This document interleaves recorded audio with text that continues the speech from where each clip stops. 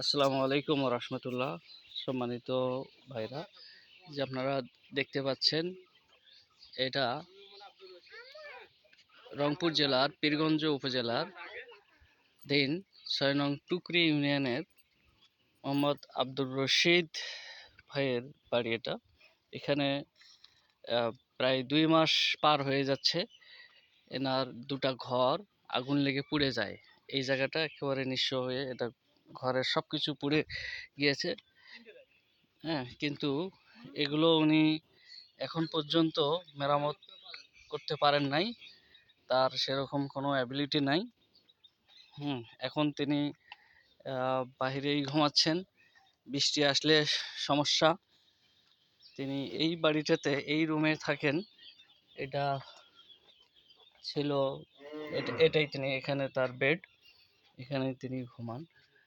আর এই যে এই ঘরটার অধিকাংশ জায়গায় পুড়ে গেছে। এগুলা আবার ডাবল ডাবল করে টিনগুলো লাগাইছে কোনো রকম। এই জায়গায় তিনি, এই যে কোনো বেড়া টেড়া নাই। হ্যাঁ, তো তার থাকার খুবই সমস্যা। হ্যাঁ, খুবই সমস্যা।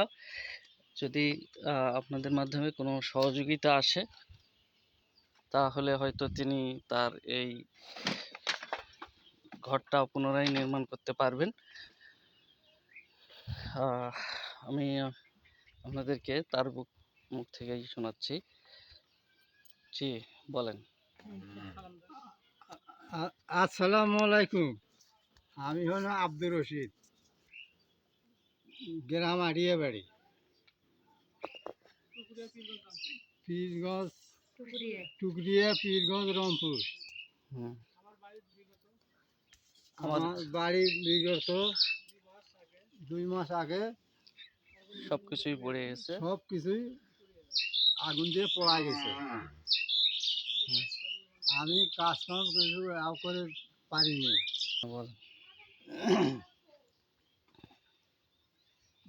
মনেই থাক, আপনি আপনার মতো করে বলেন, আপনার ঘর দরকার। আমার দুটো ঘরে পুড়ে গেছে। আমার দূরে ঘরে পড়া গেছে।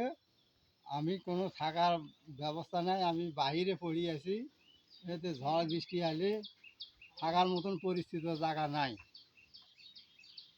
এই ঘরগুলো নির্মাণ করার আপনার সামর্থ্য নাই? আমার ঘর বাড়ি করা সমস্ত কিছু নাই। আমি যদি কিছু সাহায্য করেন তাহলে আমার একটু উপকার হয়।